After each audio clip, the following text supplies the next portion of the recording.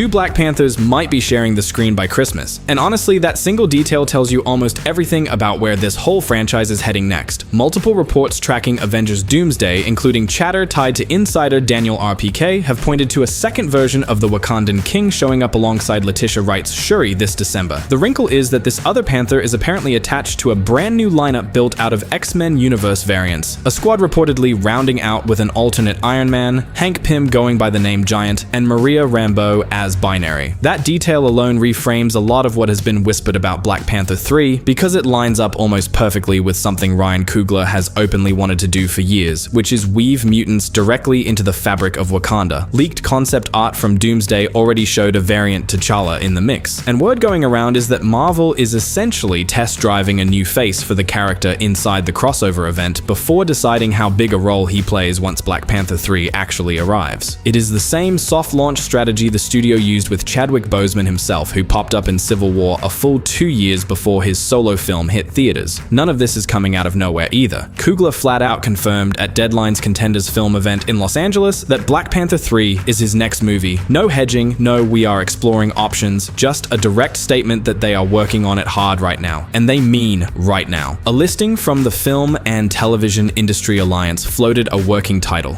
Shadows of Wakanda, and described a story exploring Wakanda's vulnerability after T'Challa's death, with Shuri stepping up as both warrior and leader. Marvel has not confirmed that title officially, and production titles shift all the time before release, but the tone of that description tracks exactly with everything Coogler has said about where he wants to take this story. Quick refresher on where things actually stand, because Wakanda Forever left a lot on the table. Shuri took up the Black Panther mantle after losing both her brother and her mother. M'Baku stepped up to claim the throne, and in one of the best post-credits scenes the MCU has pulled off in years, Nakia brought Shuri to Haiti and introduced her to Toussaint, T'Challa's young son, a boy who had been raised far from Wakanda specifically so the weight of the crown would never touch him. That scene rewired the entire succession conversation in about 3 minutes, and Coogler has been clear in interviews since that nobody is taking the mantle away from Shuri just yet. She is confirmed for Doomsday in full upgraded armor, still the Black Panther riding alongside M'Baku and the Dora Milaje. Letitia Wright herself has said she is patiently waiting to hear from her director about what comes next, adding that working on Doomsday was a genuinely fun experience.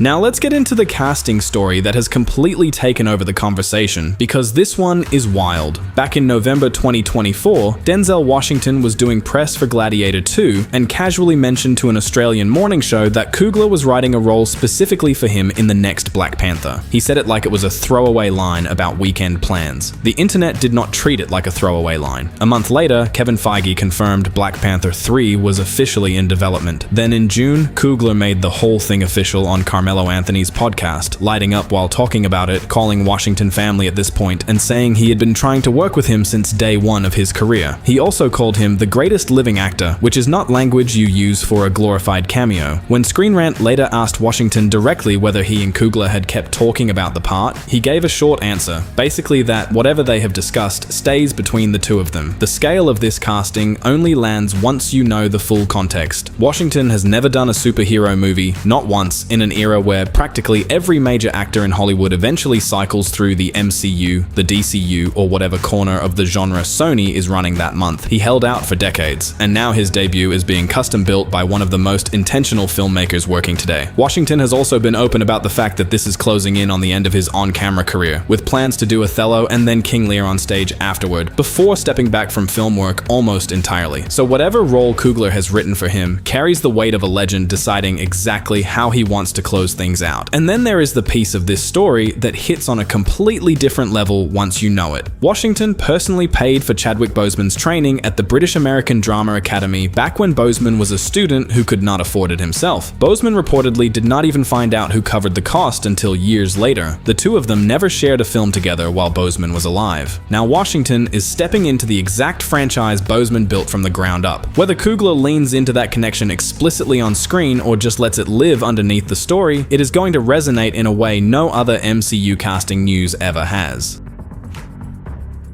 So who is he actually playing? Nobody official has said a word, but the comic book deep cuts being floated are genuinely fun to dig through. One popular theory has him as Achebe, a Black Panther villain built to be Wakanda's answer to the Joker, someone who orchestrates chaos and refugee crises to destabilize the throne from the inside. Another has him as Changamire, a pacifist philosopher who tutored T'Chaka's royal court and later mentored Queen Ramonda before being exiled for his anti-monarchy views, a mentor archetype that plays beautifully to Denzel's gravity without needing him to be a villain at all. There is also chatter about Bashenga, the founding father of Wakanda and its very first Black Panther, which would tie in perfectly with a title like Shadows of Wakanda reaching back into the nation's founding mythology. A few fans have connected the dots to the upcoming Marvel 1943 video game, which features a World War II era Black Panther named Azuri the Wise, T'Chanda, who happens to be the grandfather of both T'Challa and Killmonger, opening the door for Denzel to appear through flashback, or even through the astral plane. Other names floating around include Ngassi, a longtime royal advisor, and Moses Magnum, a wealthy outsider capitalizing on Wakanda's post-war weakness. None of it is confirmed, but the fact that this many credible theories exist tells you how much thought is clearly going into this character. Speaking of the astral plane, there have been persistent reports that Coogler wants to lean into a heavier horror, supernatural, and thriller tone for this next chapter, with connections to that same astral plane dimension that Doctor Strange operates in. Older insider chatter also floated the idea of Coogler wanting to fold actual mutants into the story, not just the Wakandan variety of enhanced humans, but honest-to-God X-Men adjacent characters years before Marvel even had the rights to use them properly. With Fox's X-Men now fully back in play thanks to Doomsday, and with Kelsey Grammer's Beast and Alan Cummings' Nightcrawler already confirmed for that film, the door for a real mutant connection in Black Panther 3 is wide open in a way it never was before. There was even old speculation floating around about Storm crossing paths with a young T'Challa given their long comic book history together. That one remains squarely in unconfirmed rumor territory, but if Marvel ever wanted to plant that seed for later, this would be the moment.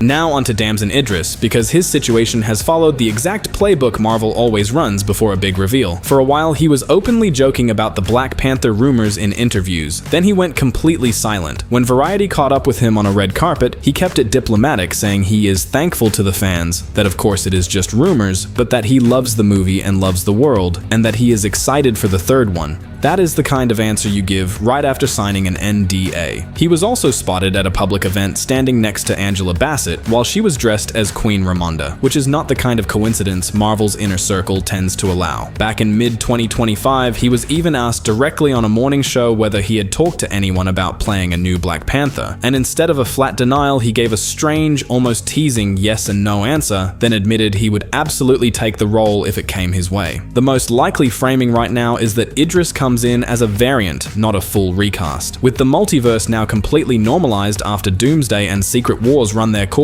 introducing an alternate version of T'Challa without erasing anything from the first two films becomes an easy lift. Some reports lean toward him playing an older, grown-up version of Toussaint, stepping into his father's legacy years down the line. Others point toward a structurally different T'Challa from another timeline entirely, essentially testing the waters with audiences inside Doomsday before committing to a full solo direction in Black Panther 3. Either way, it is looking more and more like Shuri will not simply hand off the mantle in some clean one-for-one swap. Coogler is too deliberate a storyteller for that. What is shaping up instead is something layered, where Shuri's own arc reaches a real turning point. Toussaint's legacy comes into focus. Washington's character forces a reckoning with what Wakanda actually is underneath all that vibranium, and whatever new threat exists after Secret Wars tests a version of Wakanda that has never been this exposed before.